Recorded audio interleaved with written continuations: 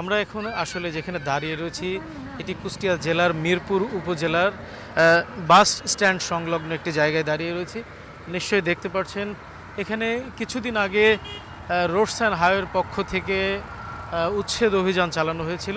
মূলত উচ্ছেদ করা হয়েছিল কুষ্টিয়া মেহেরপুর আঞ্চলিক মহাসড়ক প্রশস্তকরণের যে প্রকল্প চালু হয়েছিল, এই আঞ্চলিক মহাসড়ক প্রশস্তকরণের একটি পর্যায়ে আসলে এই অবৈধ স্থাপনাগুলো আসলে উচ্ছেদ করা হয়েছিল।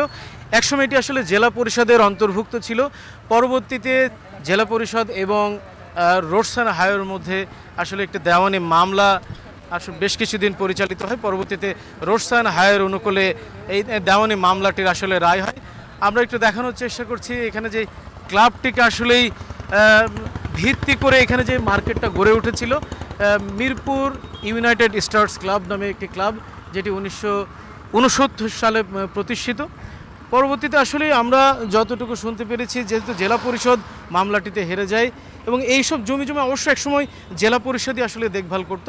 জেলা পরিষদ পরবর্তীতে যখন আসলে এইটা রোডস অ্যান্ড হাইওয়ের অনুকূলে রায় হয়, পরবর্তীতে এই রোডস অ্যান্ড হাইওয়ে এখানে আসলে উচ্ছেদ অভিযান চালায়। তবে উচ্ছেদ অভিযান পরিচালনা হওয়ার কিছুদিন পরে পুনরায় এই মার্কেটগুলো আসলে নির্মাণ কাজ পুনরায় শুরু করেছে এবং পুনরায় আসলে দখলের চেষ্টা করছে কিছু অসাধু চক্র। আমরা আসলে একটু ভিতরে দেখার চেষ্টা করব আসলে এর পিছনে কি আছে এবং এর পিছনে আসলে জমিটা কার। আসলে মূলত রোডস অ্যান্ড হাইওয়ের জমি আসলে লিজ হয় না। যেহেতু লিজ হয় না, সাধারণত এই জমি সংশ্লিষ্ট কোনো ব্যক্তি মালিকানাধীন জমি থাকলে সেই জমির মালিক আসলে এই জমিটা আসলে ভোগ দখল করে।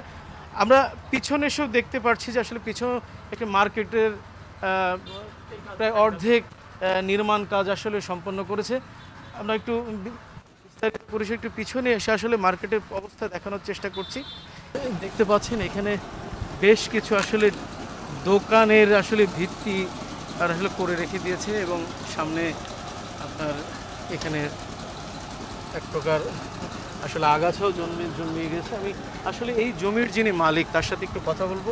উনিও আসলে দখলের ভিতর আছে কিনা, উনি রোডস অ্যান্ড হাইওয়ের জায়গা দখল করেছেন কিনা, ওর সাথে একটু কথা বলার চেষ্টা করবো। ভাই, আপনার নাম পরিচয়টা একটু বলবেন? আসসালামু আলাইকুম, আমার নাম শামীম আহমেদ। আমার বাসা মিরপুরে।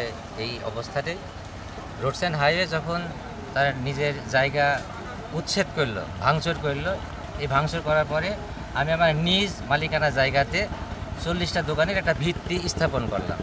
এই ভিত্তি স্থাপন করার ভিতরে আমি অনেকের কাছ থেকে সিকিউরিটি টাকা নিয়েছি, নিজস্ব অর্থায়নে তো সব কিছু করতে পারি নাই। তো পরেই এখানকার পৌর মেয়র এনামুল হাজি, যিনি এখন পলাতক, ওনারই পৌর সেক্রেটারি মুসলিম ইসলাম তাহা, তার সঙ্গে আওয়ামী লীগের পৌর আওয়ামী লীগের আজিজুল মালিথা, লন্ডন, সজীব, এরা হচ্ছে এদের ইন্ধনে এই মার্কেটটা আবার নতুন করে সংস্কারের কাজ শুরু হয়। আমরা যে আসলে যে স্থাপনাটার সামনে দেখছি, আপনারা যে স্থাপনাটার সামনে দেখছেন, এটা তারা নতুন করে পুনর্জীবিত করলো। এখন এই পুনর্জীবিত করার কারণে আমি প্রতিবন্ধীকার ভিতরে পড়ে গেলাম। তো একটা পর্যায়ে আওয়ামী লীগের পৌর যে সেক্রেটারি, উনি একটা লোক মারফতে আমার কাছে সংবাদ পাঠালো যে তোমার মার্কেটটা যদি চলমান করতে হয় আর এই দিক দিয়ে যদি পথ ব্যবহার করতে হয়, তাহলে পরে আমাদেরকে 50 লক্ষ টাকা চাঁদা দিতে হবে, সম্মানীয় ভাতা হোক, চাঁদা হোক, যেটা হোক দিতেই হবে। এটা তুমি যদি না দাও আমরা এটা গ্রহণ করব না। আমি বললাম যে আমি এত টাকা কোথায় পাবো? আমি তো লোকের থেকে সিকিউরিটি নিয়ে মার্কেটটা করছি, আমি টাকা দেওয়া সম্ভব না। তখন পেশি শক্তির বলে, ক্ষমতার অপব্যবহার করে তারা আবার এই জায়গাটায় একটা রাস্তার জন্য জায়গাটা ক্লিয়ার হয়ে গেল। আমি দীর্ঘদিন এই জায়গাটায় মামলা টামলা করে এটা ক্লিয়ার করলাম, আবার সেই জায়গাটা তারা প্রতিবন্ধকতা সৃষ্টি করে আটকাই ফেললো। সেই সঙ্গে যে দোকানগুলো ভেঙে ফেললো, সেই দোকানগুলোও আবার নতুন করে পুনর্জীবিত করে ফেললো। এক কথায় আমি এখানে জিম্মি হয়ে গেলাম যে এখানে আমি আর আইনের কোনো শাসন ব্যবস্থা পাবো। সাধারণত আসলে রোডস অ্যান্ড হাইওয়ের যে জায়গা, এইটা আসলে ওরা কখনো এই ডিপার্টমেন্ট কখনো আসলে লিজ দেয় না। মানে মূলত যাদের জমি, এই সংশ্লিষ্ট জমি আসলে যাদের আছে, রেকর্ডের জমি আছে, তারাই ভোগ দখল করে।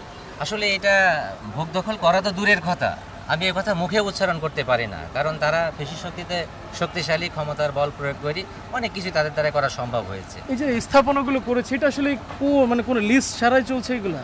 এটা সম্পূর্ণ বেআইনি, ভূমিদর্শী, অবৈধ দখলদাররা এই কাজটা করে রাখছে। কারণ আমার জানা মতে বাংলাদেশ রোডস অ্যান্ড হাইওয়ের আইনে রোডস অ্যান্ড হাইওয়ের যে সম্পত্তি, এই সম্পত্তি অধিগ্রহণ করা যে জায়গা, সেটা পাবলিক মালিকানা খাতে কখনোই কোনো রকমই লিজ প্রদান করা হয় না। আচ্ছা আচ্ছা।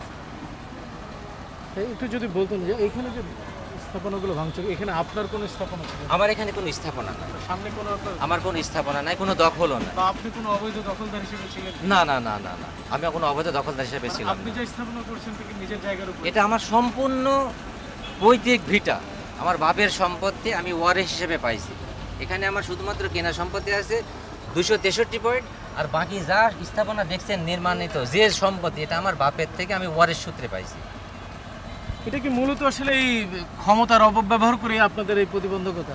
শুধু ক্ষমতার অপব্যবহার বললে পারে হয়তো লজ্জা দেওয়া হবে। এখানে দুর্নীতি, দুঃশাসন, অপশাসন যত প্রকার আছে, এক কথায় আইনকে অমূল্যায়ন, অগ্রাহ্য করার জন্য যা যা করণীয় সব কিছু করা হয়েছে।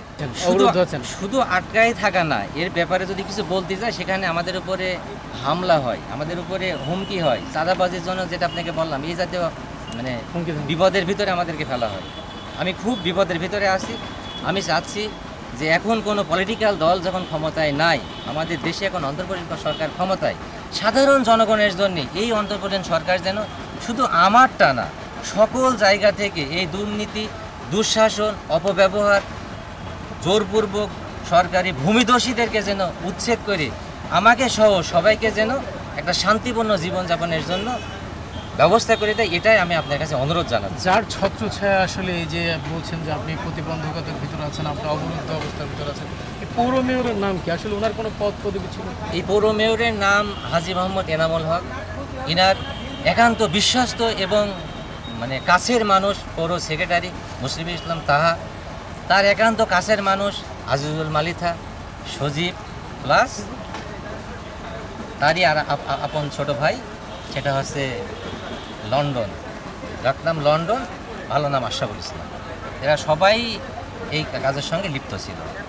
হ্যাঁ, ধন্যবাদ আপনাকে। এখানে আরও কয়েকজন আছে, একটু কথা বলার চেষ্টা করবো। আপনি কি স্থানীয়? আমি স্থানীয় বলতে আর এখান থেকে বাসা 1 কিলো দূরে। এখানে কি আপনার ব্যবসা ট্যাবসা এখানে আমার করেন? ব্যবসা প্রতিষ্ঠান আছে আলফোস টাইলস এবং স্যানিটারি। আচ্ছা, এই যে কিছুদিন আগে এখানে রোডসান হাইওয়ে যে আসলে এই রাস্তা প্রশস্তকরণের জন্য এখানে উচ্ছেদ অভিযান পরিচালনা করলো, আবার এই মার্কেটটা হলো, আসলে এই মার্কেট উনি যে কথা বলছিলেন, এই মার্কেটটা আসলে কি অবৈধ কিনা? এগুলো অবৈধ। অবৈধ। তার জন্য আপনার এই মার্কেটটা চালু হতে পারছে না, প্লাস কাজ করবে।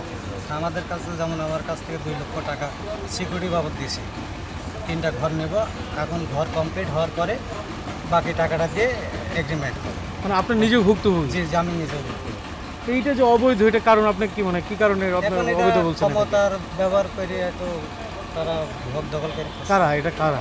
এরা এখানকার স্থানীয় লোক, যাদের যে ক্ষমতা আছে তারাই ব্যবহার করছে। এখনো কি তারা আছে? এখন তারা আছে। আপনার সাথে একটু কথা বলি। আপনার পাশে কথা। আসসালামু আলাইকুম, আমার নাম মোহাম্মদ রশিদ হারুন। আমি হচ্ছে এই যখন এই রাস্তা হাইওয়ে থেকে রাস্তাগুলোর দোকানপাট ভাঙা হয়, সেই মুহূর্তে আমি হচ্ছে এখানে তার ব্যবসা হিসাবে আমার দোকান ওখানে একটা সরকারি জায়গায় ছিল, সেটা ভেঙে দিয়েছে। এখন যে একটা মালিকানা জায়গায় দোকান নিতে হবে, সেই হিসাবে আমি এখানে মালিকানা দোকান নিই। কিন্তু তারা এখন সামনের পজিশন আস্তে আস্তে সেই দোকানগুলো অবৈধ সরকারিভাবে ভাঙে দেওয়ার পরও সেই দোকানগুলো তারা নিজেরা গড়ে ঠিক করে নিল। ঠিক করার পরে এখন তো মনে করেন আমি তো অফ সাইডে হয়ে গেছি। আপনার দোকানও কি উচ্ছেদের ভিতর পড়েছিল? না, আমার দোকান উচ্ছেদে সেরে বাদ দিয়ে দিয়েছি। আচ্ছা। দিয়ে আমি এখানে নিজস্ব মালিকানায় জায়গায় দোকানটা নিয়েছি, যেখানে সামনের দোকানপাট আছে সরকারি জায়গাতে আছে, রাস্তার জায়গার ভিতরে আছে।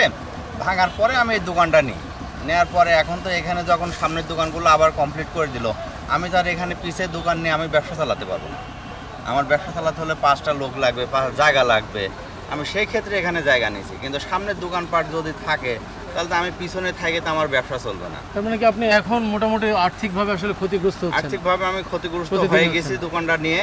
যদি এগুলো সরকারি জায়গা থেকে ক্ষমতার ব্যবহারে রেখে দেয়, তাহলে আমার এখান থেকে ছাড়ে আমার রাস্তার পাশে যে কোনো জায়গায় দোকান নেওয়া লাগবে। এখন তো আমি তার জায়গা থাকেও, আমি তো নিজস্ব জায়গায় থাকেও আমি সেখানে থাকতে পারবো না। এই যে ধরেন অবৈধভাবে দখল নিয়ে থাকে যারা, হ্যাঁ, জি, মানে কোনো আপনার কিছু বলার আছে যে আসলে এই ধরনের অবৈধ এটা তো দখলদারদের সম্পূর্ণ বিরুদ্ধে ব্যবস্থা নেওয়া উচিত অবৈধভাবে কিনা? দখল করে নিয়ে আছে। তাদের তো ওখানে কোনো জায়গা বা কাগজপাতি মৌলিক কোনো কাগজ নাই, কিন্তু তারা জোর দখলভাবে আছে। এখন আমি এই যে প্রশাসনের কি এগুলো আসলে এর পদক্ষেপ নেওয়া উচিত? এটা হচ্ছে রাস্তা হাইওয়ে থেকে ভাঙলো, তারা নিজস্ব ক্ষমতায় আমি লিখ থাকার সমস্ত ইতে সেই হিসাবে তারা আবার ফের ওটা করে নিয়েছে। এখন তো এটাকে অবৈধভাবে করেছে। একদম অবৈধভাবে করে, কোনো কাগজপত্র নাই, রাস্তায় হাইওয়েতে। ঠিক আছে, ধন্যবাদ এরশাদ। আপনাকে। এতক্ষণ আসলে আমরা বিভিন্ন ভুক্তভোগীর সাথে কথা বলছিলাম, এই জমির আসলে যিনি মালিক তার সাথে কথা বলছিলাম। কুষ্টিয়ার বিভিন্ন জায়গাতে এ ধরনের আসলে মানে বিশেষ করে সড়ক ও জনপদের জায়গা অবৈধভাবে দখল নিয়ে বিভিন্ন কুচক্রী মহল এবং প্রভাবশালী মহল আসলে দখল নিয়ে বিভিন্নভাবে আসলে প্রতিবন্ধকতা চালানোর চেষ্টা করছেন। অন্যদিকে সাধারণ মানুষ দীর্ঘদিন এইসব প্রভাবশালী মানুষদের হাতে আসলে জিম্মি হয়ে রয়েছে। তারা এ ধরনের ভুক্তভোগী মানুষরা আসলে চান যে খুব দ্রুতই এ ধরনের রাহু গ্রাস থেকে তারা আসলে মুক্তি পাক এবং সরকারি জায়গা আসলে অবমুক্ত হোক। কুষ্টিয়ার মিরপুর থেকে এই ছিল আমার কাছে সর্বশেষ।